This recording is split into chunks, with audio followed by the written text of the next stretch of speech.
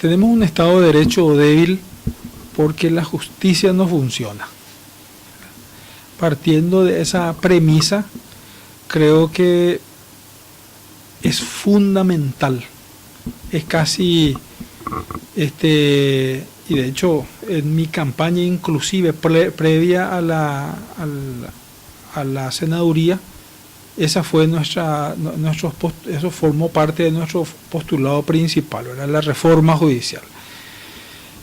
Dentro de ese esquema es muy importante hacer un análisis sobre la Corte Suprema de Justicia, el papel que está desempeñando la Corte Suprema de Justicia, la carrera judicial. También creo que se debe hacer un reanálisis o una reingeniería sobre el papel del Poder Judicial en materia de recaudaciones. Creo firmemente en que la justicia debe ser gratuita, y si es que no llegamos a ese extremo, por lo menos real y efectivamente barata, no como hoy. Hoy tenemos una justicia cara, una justicia que solamente, y eso no solo desde el punto de vista del acceso a la justicia, sino también desde el punto de vista de la justicia, ¿verdad? Es aparentemente destinada solamente a aquellos que tienen dinero y no a aquellos que no, ¿verdad?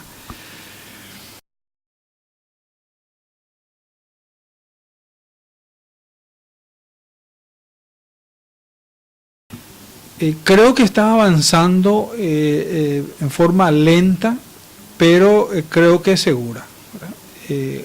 De hecho, creo que somos uno de los que estamos defendiendo la existencia misma de la comisión y de lo que se está estudiando como un elemento base para posteriormente iniciar el proceso de juicio político y de interinazgo y de sustitución de los actuales ministros de Corte.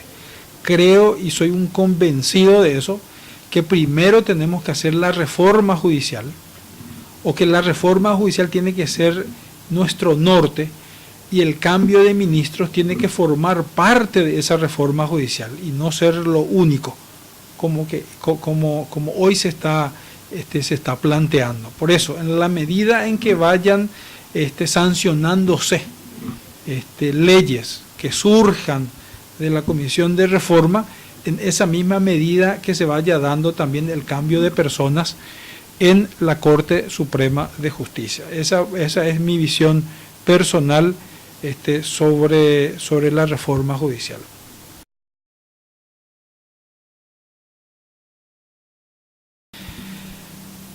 El ciudadano hoy ya no cree en las instituciones, no cree en el poder legislativo, no cree en el poder ejecutivo, no cree en el poder judicial.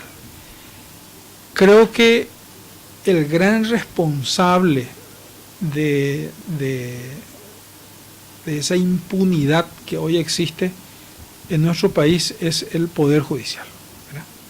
Pero también tenemos que asumir de que el poder judicial no es otra cosa más que el reflejo de lo que está pasando en los demás poderes, es decir, el legislativo y el poder ejecutivo.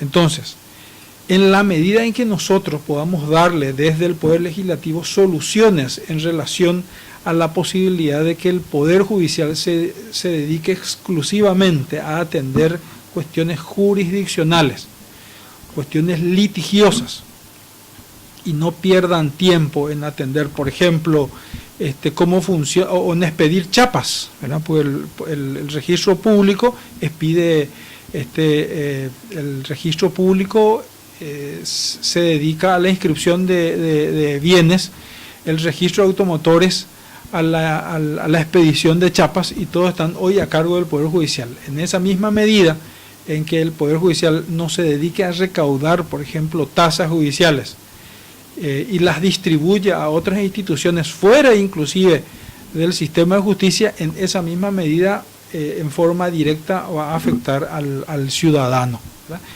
Si el ciudadano ve, encuentra, observa de que se castiga a los grandes, se castiga al corrupto, en esa misma medida también va a amoldar su conducta.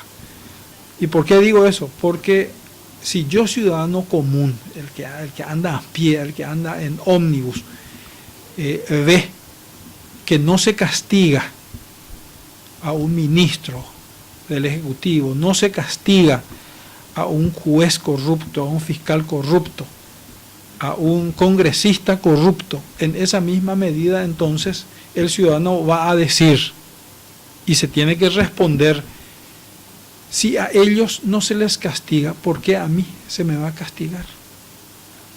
Entonces va a continuar haciendo exactamente lo mismo.